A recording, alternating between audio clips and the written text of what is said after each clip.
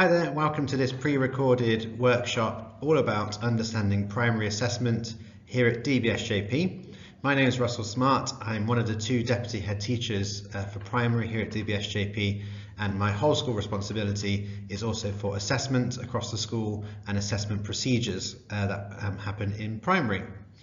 Primary assessment can be a bit of a minefield for parents, because we refer to our own understanding and our experiences of when we were at school, what assessment looked like, the curriculum that we followed being quite different around the world as well, and the UK system again being its own entity with regards to primary assessment, what the priorities are and how we measure attainment and progress. So I hope over the course of this workshop I can demystify some of the areas of primary assessment, answer some key questions that I'm often asked in my role as assessment lead, and also think about how you as parents can get more involved in understanding your child's assessment grades and progress here at DBSJP. So when we think about assessment as a keyword, I define assessment as the following. It's the process of gathering, interpreting and using information to inform our teaching and learning. And that's a really important definition to hold on to.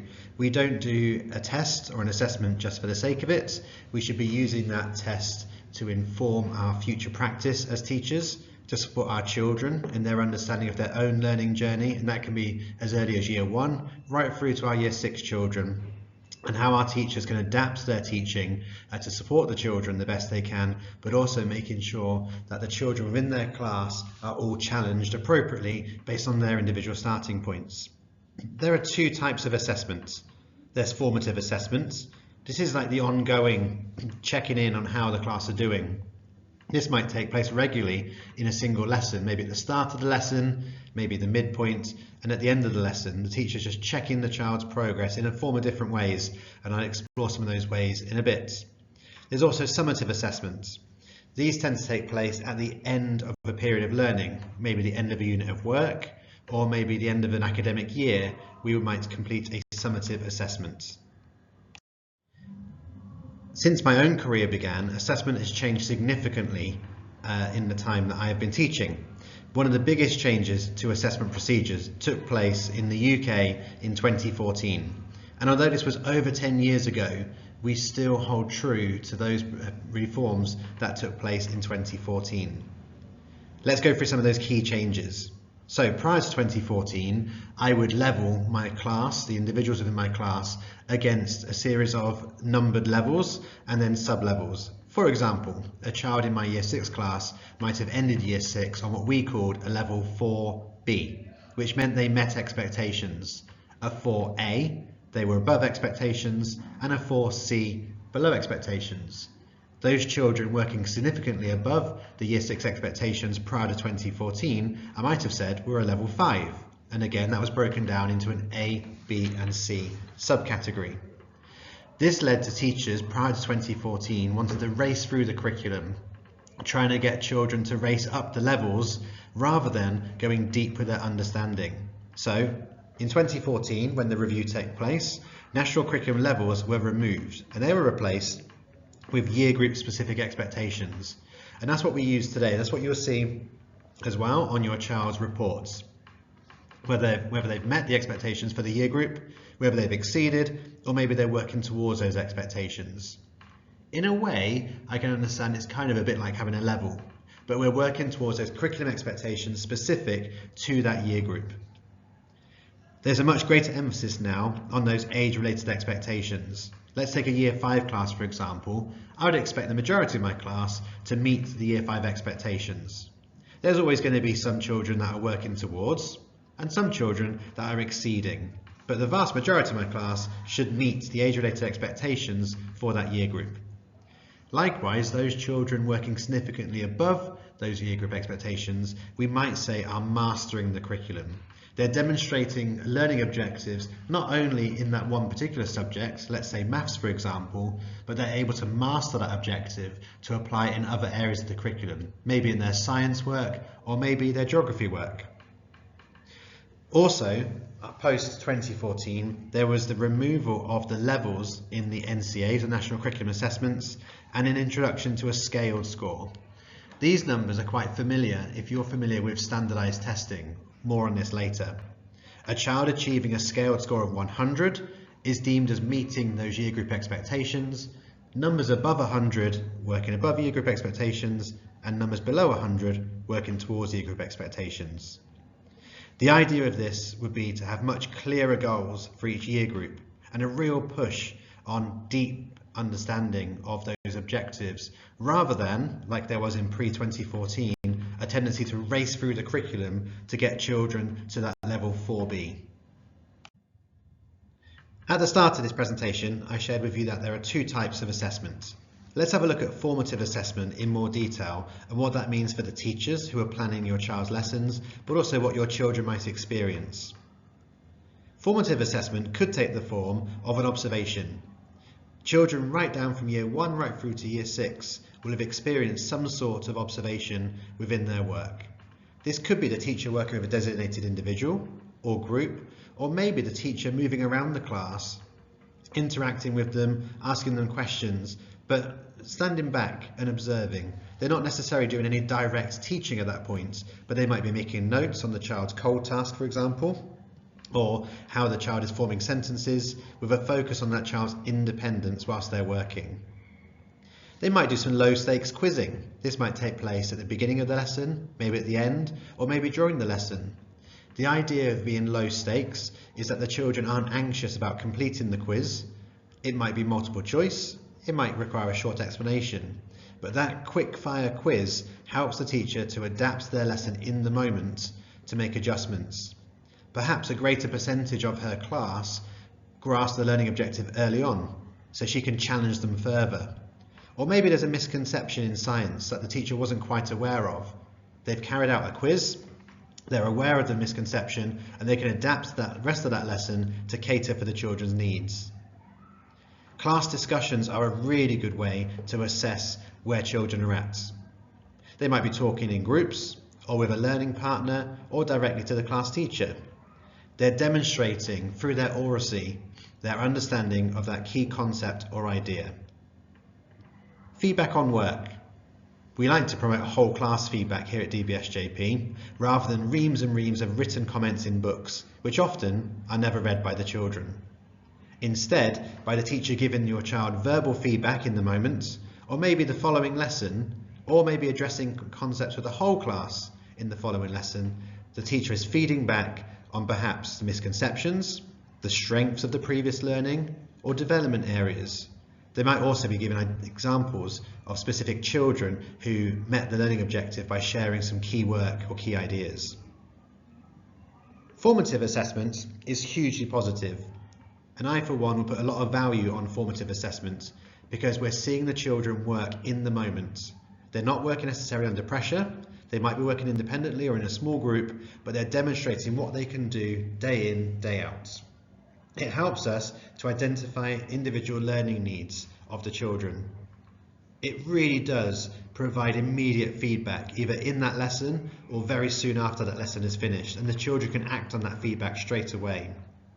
And as I've mentioned already, as a result of formative assessments, teachers can adapt the lesson in that moment. Maybe right from the start of the lesson, they can make those changes to really push and challenge the children. There are some drawbacks to formative assessments. It does require time and across a year group consistency. So we work together as a year group to plan in those opportunities. So what formative assessment quiz in one year 4 class might take place, it takes place in all the year 4 classes. Or if a teacher is promoting class discussion in an MSc lesson in year 1, that takes place in all the year 1 classes. Another drawback is it could be subjective. There aren't necessarily rubrics and frameworks for teachers to assess against with formative assessment. That tends to be with a summative test. So we would look to see about moderation there, where the year group comes together to moderate work and moderate examples of books, where they can check that their thoughts and feelings about that work is aligned. Let's see how summative assessment differs from formative assessment. I think when I'm in conversation with many parents, it's summative assessment that they refer back to with their own education. Tests maybe taking place weekly or at the end of an academic year. And that's kind of the same now. A summative test might take place at the end of a term or at the end of the academic year. For example, we have 3 assessment weeks across the academic year. In those assessment weeks, children from years 2 and above will sit a reading test paper, a maths test paper, and a grammar test paper. The tests cover all of the learning objectives that were covered in the previous term. Teachers can see how the children have performed against the previous learning objectives and then adapt future lessons based on that test. It might be a summative test taking place at the end of the academic year. In years 4, 5 and 6, that might be the GL progress tests, which I'll talk more about later. In that example, that covers an entire year of objectives and the curriculum in that one test for the child to complete. Specific to the UK national curriculum, there is NCA's National Curriculum Assessments in the UK that take place in year 2 and year 6.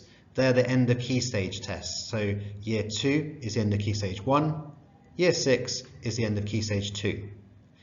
In the UK, there's a lot of weighting and pressure put on the children and schools to perform well in those assessments. That's not the same here in Dubai. We're not obliged to take part in those national curriculum assessments, but we are told and directed by the KHDA that we must do the GL progress tests in years 4, 5 and 6. Now, the positives of summative assessments is that it provides a really good snapshot of attainment. It can capture an entire year of attainment. As I mentioned, it might test all of the objectives across a year group, for example year 4, and it gives a really detailed analysis of the gaps that that child or cohort has moving forward.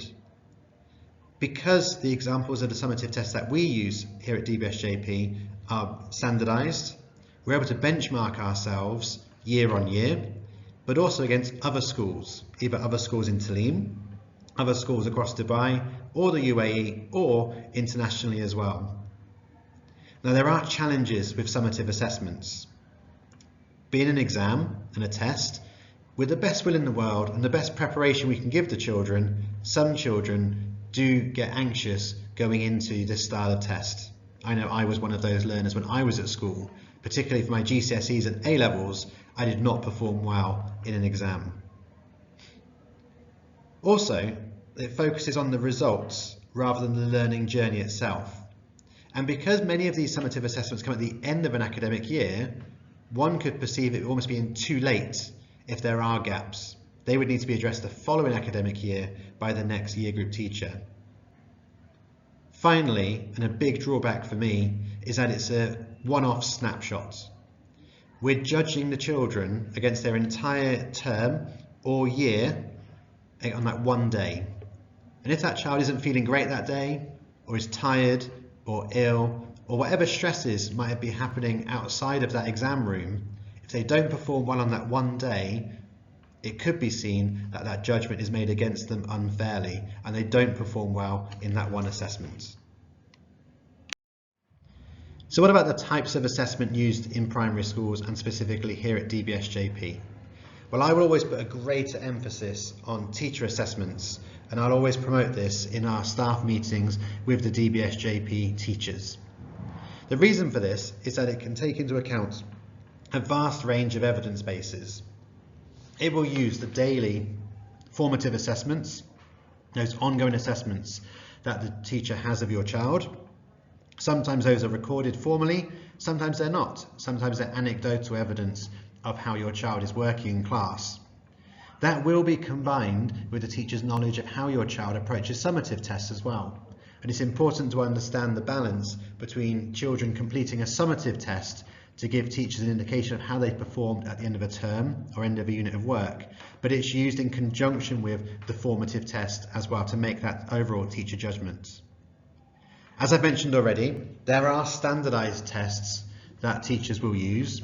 Primarily here in Dubai, it's the GL progress tests in years 4, 5 and 6.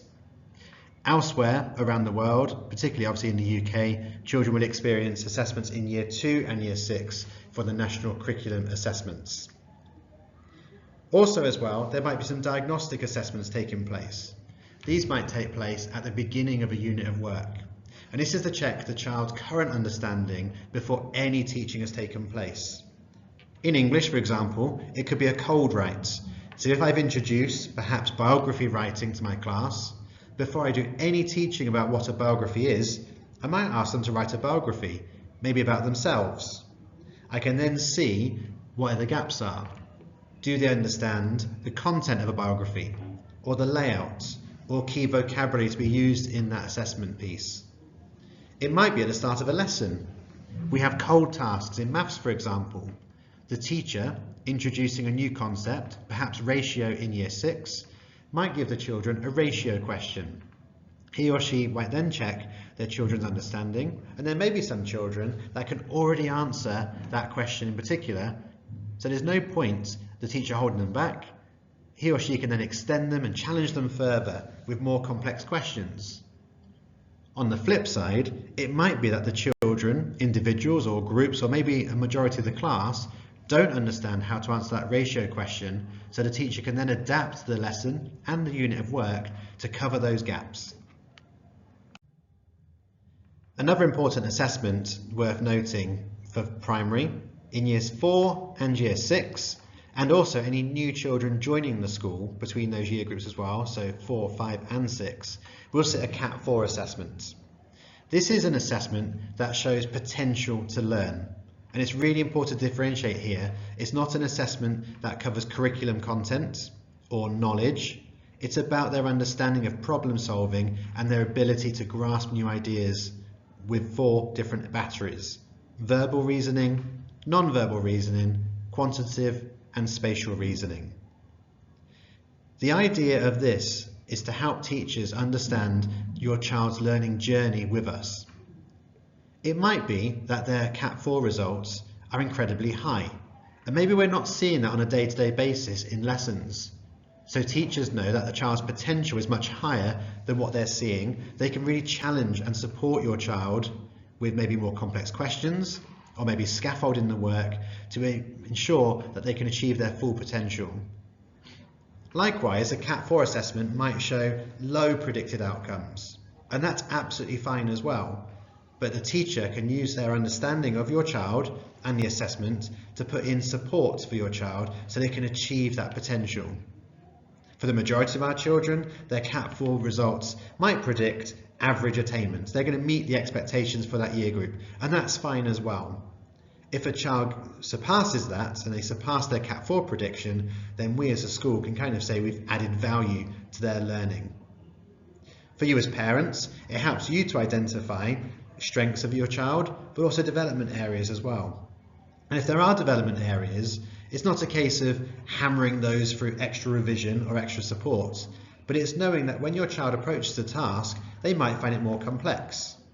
For example, a child with low quantitative reasoning doesn't mean they're never going to achieve highly in their maths results. It just means we need to put scaffolds in place so they can achieve their potential. Likewise, a child with low verbal reasoning doesn't mean they can't use more complex words in their writing or their vocabulary.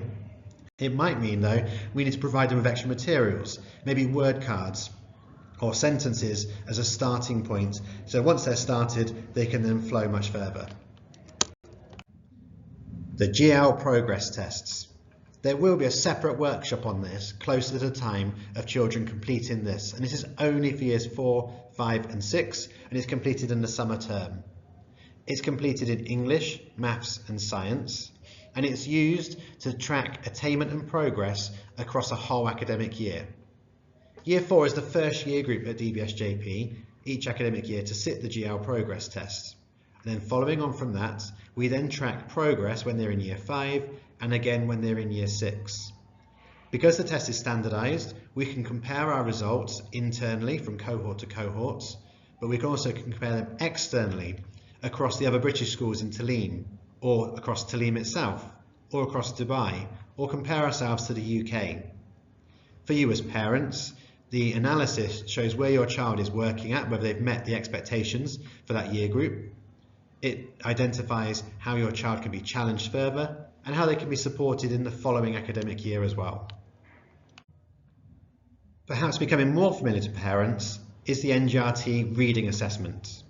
This takes place 3 times a year, and it's a mandatory requirement by KHDA that it takes place in all year groups between Year 2 and Year 6. Form A took place in Term 1. We've just completed Form B here at DBSJP in Term 2, and in the summer term, Form C will take place for the 3rd and final time of the academic year. It assesses your child's reading and comprehension skills. It does not assess their reading fluency, and that's important to differentiate that. It is very much focused on their comprehension skills and how they read words.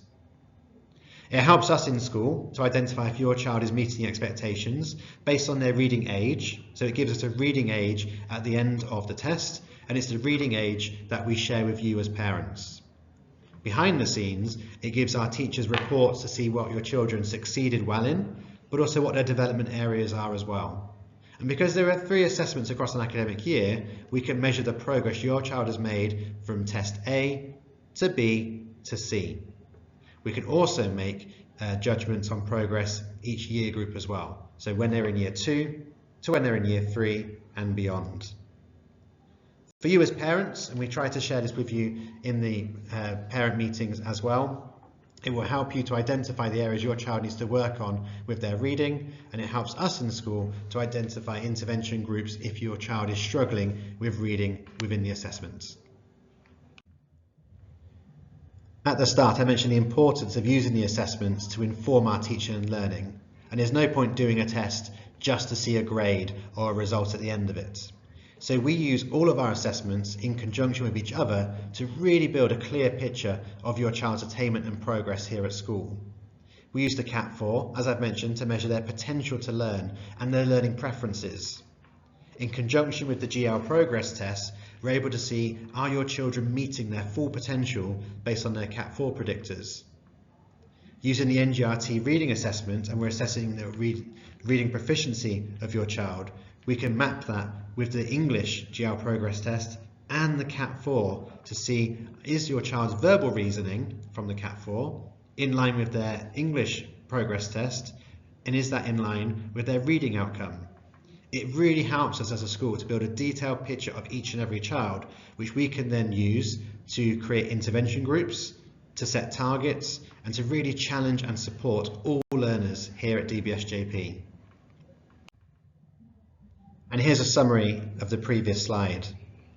Those individual needs through those summative tests, in conjunction with the teacher's ongoing formative assessment, can really build a clear picture that benefits your child.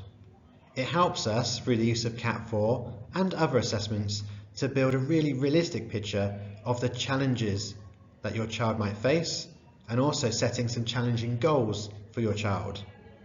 As I briefly mentioned towards the start, not all children will achieve curriculum expectations for that year group, and there's a whole factor of reasons why that might be. For those children that may not be achieving those expectations, how can we support them? At the other side, for those children who are predicted or have the potential to surpass and go beyond the curriculum expectations, how are they being challenged as well? We can use assessments to really inform and tailor how we teach and what we teach your children day to day, week on week, term by term. I want to briefly mention the mid-year reports, which will be going home during term 2. This is a summary of your child's learning from when they joined this academic year back in September through to the midpoint, the midway point of the academic year. It will provide you with a summary from the homeroom teacher of the celebrations, the achievements and the challenges that your child has faced. And that comes in the form of a written narrative in a homeroom comment. The class teacher, your child's homeroom teacher, will then provide you with their judgment of your child's mid-year report. We call it internally DP2, Data Point 2. And it will show you, as an adult, as a parent, as a carer, where your child is achieving in each of the core subjects. Remember, with the removal of levels, it will say if your child is working towards, meeting or exceeding the year group expectations. It will also give you an attitude to learning grade, ranking from 1 to 4. 1 being above and beyond outstanding, down to 4 needs to put in more effort. Sometimes the attitude to learning in a lesson can affect and be a factor in your child's attainment. Perhaps your child isn't attaining as well as they could be in a particular subject. Let's say maths, for example. They're working towards in that area. But perhaps their attitude in that subject is a 3 or maybe a 4. So they're not pushing themselves and challenging themselves to achieve. On the flip side, your child might be working towards in a subject, but their attitude to learning is a 1 or a 2. They're trying so hard. Everything they're trying, their independence, they're answering questions, they're trying their absolute best. But for whatever reason, there might be a barrier at the moment of why they're not meeting expectations, and that's absolutely fine as well. You'll also get a summary of the specialist lessons as well. Where are they meeting? And their attitude to each of those subjects. Hopefully you've got a sense of how you can support your child at home already through different forms of assessment. But I want to really emphasise that my experience of assessment when I was at school is very different to what it's like today. We shouldn't be piling on loads of pressure for our children to perform in a spelling test or an end of unit maths test or revising for the GLs. They are being supported by the homeroom teacher to achieve in those areas. But you can be inquisitive with them, ask them questions about their learning, find out more from the home learning, what they're finding easy or what they're finding more difficult. Someone keeps saying to me to keep the main thing the main thing, and that's really important. And I think this is my second bullet point. Regular reading and discussions of reading will help your child in all areas of the curriculum, not just to pass the NGRT reading assessment. So regular reading is an absolute must how you can support at home. Celebrate effort and progress over the grades. Your child might not be meeting the expectations for the year group. And as I mentioned already, for that individual child, that might be absolutely okay. But think about the progress they've made from a particular starting point. Maybe during term 2, the progress they've made since January. Or bigger picture, the progress they've made since September. Celebrate that progress rather than focus on the end grade of what they're currently achieving. And it's important as well that if you've got any questions about your child's assessment or learning or gaps, that you have that open conversation with teachers. We're often asked, can you please share the test results with us? I want to see the paper that my child answered. Whilst we can do that, it's not always helpful, as I've mentioned, to see how your child did on that one assessment on that one particular day. What's much better is asking questions about your child's general learning and attitude to those different subjects across a unit or across a term. I want to thank you for listening to this online workshop. I hope it was informative for you, and I hope it answered any questions that you might have had before you started watching. It's really important that the home-school partnership for your child's assessment journey is a priority. Let's have that open discussion together. Let's really support all of our learners, but also challenge them to achieve their full potential as well. Have a great day.